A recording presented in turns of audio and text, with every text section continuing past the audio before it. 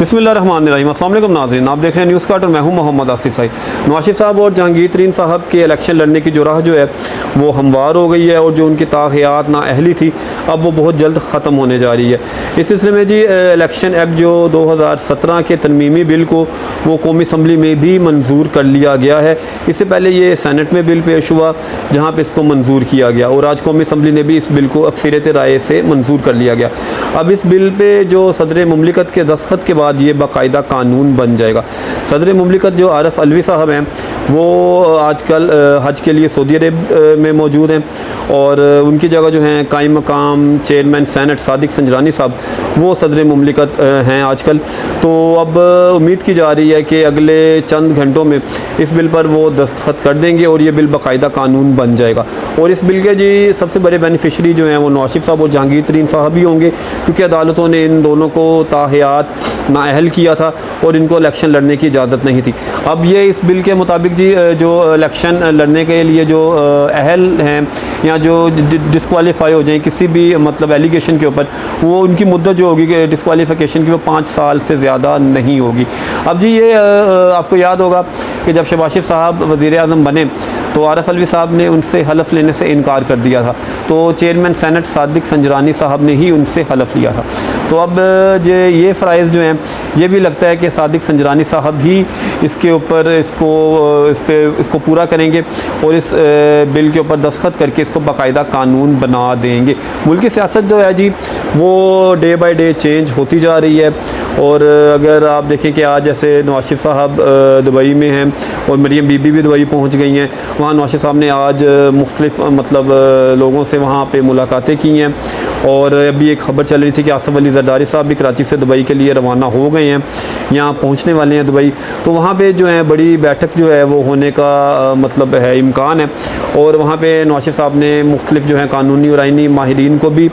Dubai में ही तलब किया है और उनसे मुशावरत जारी है कि किस तरह मतलब कानूनी तरीका अपनाया जाए कि नवाज शरीफ साहब के वतन वापसी के लिए जो है उस पर काम किया जाए और जल्द अज जल्द वो वतन वापस आएँ। अब तो लगता तो यही है जी कि लंदन उन्होंने छोड़ दिया है। अब ये खबरें तो इतलात यही हैं कि मियाँ साहब जो हैं वो दुबई से अब ईद के बाद वो सऊदी अरब जाएंगे और वहाँ हफ्ता 10 दिन वहाँ क़याम करेंगे। तो उम्मीद की जा रही है कि जुलाई में या जुलाई के एंड पे या अगस्त के फर्स्ट वीक में मियाँ साहब की जो आमद है पाकिस्तान वो मुतवक्की है, क्योंकि जी देखिए अब जो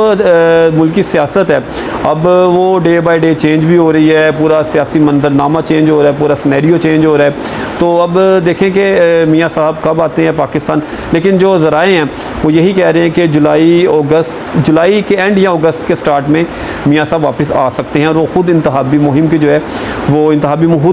मुहिम चलाएँगे और अपनी जो है इलेक्शन कम्पेन को अपनी जमात के फोरम से वो लीड करेंगे। तो बाकी एक आज तरमीमी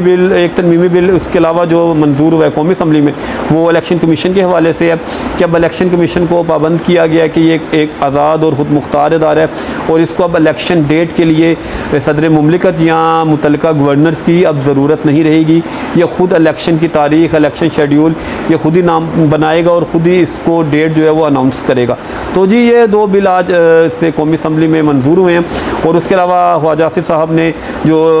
साबिक